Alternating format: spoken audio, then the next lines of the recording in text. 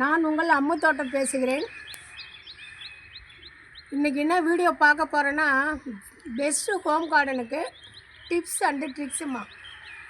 அதாவது என்னென்ன ட்ரிக்ஸு நம்ம யூஸ் பண்ணலாம். அதாவது பணம் முதலீடு இல்லாமல், நமக்கு செலவில்லாமல், பணம் செலவில்லாமல் எப்படி சுலபமான முறையில், எளிதான முறையில் நம்ம தோட்டம் வளர்க்கலாம், செடிகள் வளர்க்கலான்னு பார்க்க போகிறோமா. இந்த தோட்டம் செடிகள் வளர்க்குறதுனால நமக்கு நஞ்சு இல்லாத காய்கறியும் கிடைக்கிது, உடலுக்கு ஆரோக்கியமும் கிடைக்கிது. சரிங்களா? அதை பார்க்கலாமா. ஃபஸ்ட்டு நம்மக்கிட்டே பழைய பொருள்லாம் இருக்குமா. நம்ம வீட்டிலே நம்ம பார்த்தோம்னா பழைய பொருள் சில்வர், அலுமினியம், பிளாஸ்டிக்கு, பெயிண்ட் வாலி, இந்த 25 லிட்டர் தண்ணி கேன் எல்லாமே நம்மக்கிட்ட கிடைக்குமா. நாம் அதில் ஒரு 5 கோல் 6 கோல் ஒரு சுண்டு வரல் போடுற அளவுக்கு கோல் பண்ணிடணுமா. அவ்வளோதான். தொட்டிலாம் கூட நீங்கள் பணம் கொடுத்து வாங்க தேவையில்ல. சரிங்களா? மண் தொட்டிலாம் இப்போ 200 ரூபா விற்கிதுமா. 175 வரைக்கும் நான் வாங்கினேன். நான் வாங்கியே 2 இயர்ஸ் ஆகிடுச்சு. அதுக்கப்புறம் நான் இந்த பிளாஸ்டிக் வெரைட்டியில் பூந்துட்டேன். அதனால் நீங்கள் வீட்டில் இருக்கிறத வச்சு நீங்கள் செய்யலாமா. அதை பார்த்துங்க. ஹோல்ஸ் தான் நமக்கு முக்கியம். பாருங்கள், செடிங்களுக்கு வந்து ட்ரைனேஜ் இருக்கணுமா. ட்ரைனேஜ் நல்லா இருக்கணும். அதுதான் அந்த ஹோல்ஸ். அந்த ஹோல்ஸ் மேலே கல்லும் ஓட்டஞ்சலும் வச்சுட்டு நம்ம தோட்டம் மண் என்னென்ன போடுறோமோ அதெல்லாம் போட்டு நம்ம செடி வைக்கலாம். ரெண்டாவது வந்து நமக்கு இடம் இல்லையேன்னு நினைக்காதீங்க. ஒரு சிறிய இடமா இருந்தாலும் நம்ம தோட்டம் வளர்க்கலாமா. ஒரு சின்ன இடம் தான் கிடச்சிருக்கு, பரவாயில்ல, அதில் 4 செடி வைப்போம். ஏதாவது ஒரு பூச்செடி வைக்கலாம். ஏதாவது ஒரு செடி நம்மக்கிட்ட இருக்கிறத, கொஞ்சம் இடமா இருந்தாலும் ஒரு தோட்டம்னு நம்ம வீட்டிலன்னு ஒரு தோட்டம் இருக்கட்டும். அதை பார்த்துங்க. ரெண்டாவது, விதையெல்லாம் ஒரே டைம் போடாதீங்க. ஏன்னா நமக்கு தொடர்ந்து காய்கறி கிடைக்கணுன்னா ஒரு 2-3 விதை போட்டு அப்புறம் ஒரு வாரம் 10 நாள் சென்று கூட 2-3 விதை போட்டிங்கன்னா அந்த காய்கறி கிடைக்கிற சீசனில் ஒரே நேரத்தில் நமக்கு நிறையா அறுவடை காய் கிடைக்காம டெய்லி சமையலுக்கு 1-2 கிடைக்கிறதுக்கு ரொம்ப வசதியாக இருக்கும். இப்போத்தி சூழ்நிலை கிளைமேட்டு நம்ம ஒரு தோட்டம் தயாரிக்கிறவங்க கூட தயாரிக்கலாம், புதுசாக ஆரம்பிக்கலாம். ஏன்னா இப்போ ஆடி மாதம் நெருங்கிட்டுருக்கு. ஆணி 20 ஆயிடுச்சு, இன்னும் 10 நாள் இருக்குது. ஆடி மாதம்லாம் தோட்டம் வைக்கிறதுக்கு விதை ஆடிப்பட்டம் தேடி விதைன்னு ஒரு பழமொழியே இருக்குது. நம்ம நிறைய இப்போ நம்ம ரெடி பண்ணலாமா. அதாவது கொஞ்சம் கொஞ்சமாக உடனே நம்மளால் செய்ய முடியல. ஒரே நாளில் மண் கோகோ ஃபிட்லாம் எடுக்க முடியுமா ஒரே நாளில். அதெல்லாம் நம்ம கொஞ்சம் கொஞ்சமாக படிப்படியாக. தோட்டங்கிறது ரொட்டீன் ஒர்க்கு. இது ரெகுலராக வேலை இருக்கும். செடி வச்சுட்டோம், இன்றைக்கி வேலை முடிஞ்சது, நம்ம ரெகுலராக தண்ணி ஊற்றணுன்னு மட்டும் இருக்க முடியாது. அந்த செடியில் உள்ள பழுத்த இலைக்கு இல்லைனா ஈரப்பதம் இருக்கான்னு பார்க்கணும், பூச்சி தாக்குதல் இருக்கா பார்க்கணும், மொட்டு வைக்கிற ஸ்டேஜில் என்ன வேணும், அவங்களுக்கு பொட்டாசியம் வேணும், அதுக்கு என்ன இயற்கை உரம் கொடுக்கணும் அப்படின்னு பார்க்கணும். சரிங்களா? அதே மாதிரி செடிகளில் வந்து ஈரப்பதம் இருக்கான்னு பார்த்து தண்ணி ஊற்றுங்க.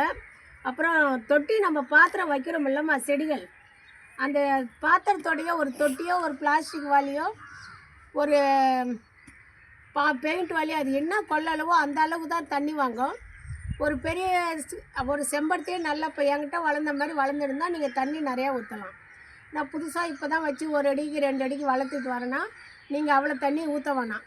ரெண்டாவது, தொட்டியில் ஊற்றுற தண்ணி செடிங்களுக்கு கீழே இறங்காத பார்த்துக்கணுமா. கீழே இறங்கினாலே நமக்கு வேஸ்ட்டு தான். எப்படின்னா மண்ணில் உள்ள சத்தியை அது கொஞ்சம் அடிச்சுக்கிட்டு வரும். நாமளே கொஞ்சம் மண்ணில் செடி வச்சு தோட்டம் உருவாக்குறோம்.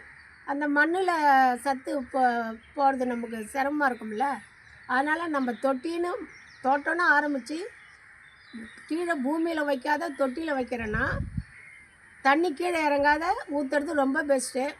அப்புறம் ரொம்ப வெய்ய நாளில், இந்தமாரி வெய்ய நாளில் செடி இருந்திங்கன்னா மூடாக்கு போட்டுடலாம். மண் காயுது அப்படின்னா அது மேலே ஏதோ காஞ்ச சருகோ கரும்பு சக்கையோ நம்ம வீட்டில் பயன்படுத்துகிற காய்கறிகளோ தேங்காய் மட்டையோ ஏதோ போட்டு செடிங்களுக்கு நிழல் கொடுக்குற மாதிரி மண்ணில் வேரில் அந்த செடியை சுற்றி நம்ம போட்டு விடலாம். ரெண்டாவது, ஒரு வாரம் 10 நாளுக்கு அப்புறம் ஏதோ பூச்சி தாக்குதல் இருக்கான்னு ஒரு சுற்றி வந்து பாருங்கள். ஒரு செடிக்கு ஒரு செடி இடைவெளி வைங்க. ஆனால் இப்போ விதையெல்லாம் வந்து இதை சொல்கிறோமா, விதை வந்து நம்ம காசு கொடுத்து வாங்கணுன்னே கிடையாதுமா. நம்ம வீட்டிலே விதை இருக்குது. நம்ம வீட்டுக்கு வாங்கின்னு வர காஞ்ச மிளகாயில் நல்ல தேரண மிளகாய் எடுத்து அதில் கொஞ்சம் விதை எடுத்து கொஞ்சம் போட்டு விடுங்க. மிளகாய் செடி கிடச்சிரும். ரெண்டாவது, தக்காளி பழம் விதையும் இப்போ கிடைக்கிறதில்ல. நல்ல பெரிய தக்காளியாக பார்த்து விதை இருக்கிறதா பார்த்து அந்த தக்காளியை புழிஞ்சு விட்டு அது மேலே மண் போடுங்க, தக்காளி செடி கிடைக்கும்.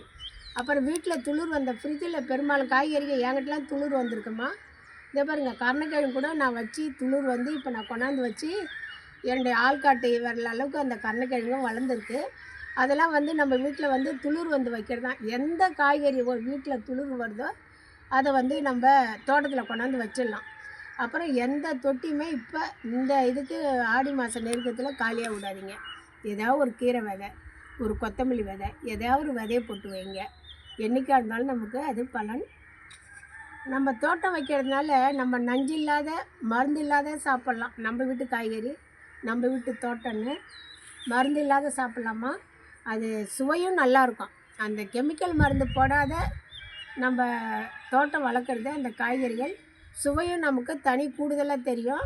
நீங்கள் அதை செஞ்சு பார்த்தீங்கன்னா உங்களுக்கு அனுபவம் இருக்கும். அப்புறம் எப்பொழுதுமே தோட்டத்தில் வந்து நமக்கு பாசிட்டிவ் எனர்ஜி தாம்மா கிடைக்கும். மன ஒரு அமைதி, ஒரு சாந்தம். ஏன்னா அவங்கள நம்மளை சந்தோஷப்படுத்திகிட்டே இருப்பாங்க. திடீர்னு ஒரு மொக்கு வைப்பாங்க, திடீர்னு ஒரு பூ வைப்பாங்க, திடீர்னு பார்த்தா ஒரு பிஞ்சு வந்திருக்கும். நமக்கே மனசுக்குள்ளே ஒரு அலாதி சந்தோஷம் வரும்.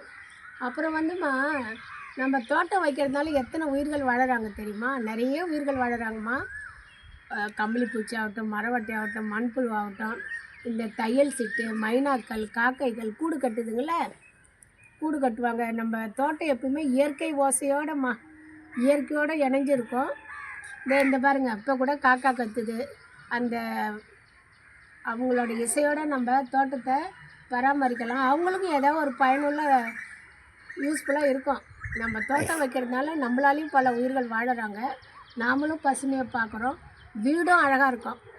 ஒரு வீட்டில் எவ்வளோ பசுமை கூடுதோ அந்த அளவுக்கு நம்ம பால்கனியில் வைக்கலாம், ஜன்னலில் வைக்கலாம், மாடி தோட்டம் வைக்கலாம், வீட்டு முன்னால் வைக்கலாம். ஒவ்வொரு செடியும் ஒவ்வொரு அழகுமா, ஒவ்வொரு பூக்களும் ஒரு தனி அழகு. நம்ம இந்த மாதிரி வைக்கலாம். நீங்கள் ஏதாவது செடி வைக்கணும், உங்களுக்கு இந்த வீடியோ வேணும், நான் பழமரம் வைக்க போகிறேன், இந்த தோட்டம் வைக்க போகிறேன்னு நீங்கள் கமெண்ட் பண்ணிங்கன்னா உங்களுக்கு அதுக்கு தகுந்த டிப்ஸை சொல்லி தருவேம்மா. நான் வந்து சொல்லுவேன் உங்களுக்கு. கண்டிப்பாக வீடியோ நான் போடுவேன். உங்களுக்கு என்ன டவுட்டாக இருந்தாலும் நீங்கள் கேட்கலாம். ஆனால் தோட்டம் வைக்கணுமா. பெஸ்ட்டு கார்டனுக்கு இந்த அளவுக்கு ஐடியாஸ் இருக்குது. தண்ணி ஈரப்பதம் இருக்கணும், செடிகள் ரொம்ப வெயிலில் இல்லாத பார்த்துக்கணும். அதாவது ஒவ்வொரு வீட்டு சூழ்நிலைக்கு ஏற்ப இந்த செடிகள் வளரும். அவங்க இப்போ எனக்கு பக்கத்தில் வந்து ஒரு 20 அடி 30 50 அடியில் ஆறு இருக்குமா. எனக்கு வந்து கூலிங் காற்று இருந்துக்கிட்டே இருக்கும். அதனால தான் என்னுடைய மாதுளை வந்து ஆஃப் நிழலில் தான் இருக்காங்க. இப்போ மாதுளை பூத்து காய் வச்சிட்டு இருக்காங்கன்னா இதுவும் ஒரு சூழ்நிலையை, நம்ம வீடு இருக்கிற சூழ்நிலையும் ஒரு காரணமாக இருக்கும். இந்த வீடியோ பார்த்து நீங்கள் பயன்பெற வாழ்த்துக்கள். நன்றிம்மா.